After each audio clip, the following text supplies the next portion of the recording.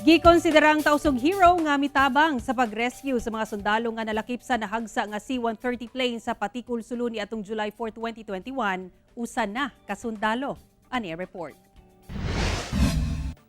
Human sa pagkahagsa sa C-130 plane sa Patikul, Sulu, sakay ang gatusan ka mga sundalo kung asa kapin 50 ang namatay ni atong July 4, 2021.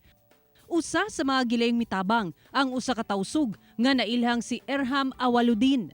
Gilayng nag-viral sa social media ang litrato ug video ni Erham nga ginatabangan ang usa ka sundalo nga nailhang si Private First Class Gani Ligayan.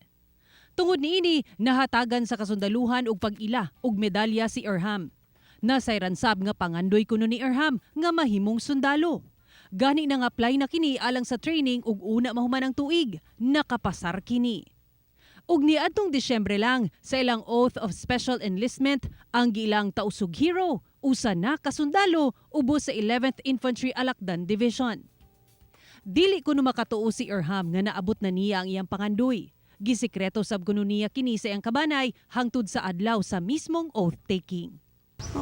Parang nabigla sila, na surprise. Ganito pala.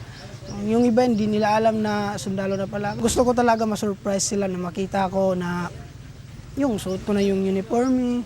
Ako si Sarah Hilomen Velasco para sa One Mindanao.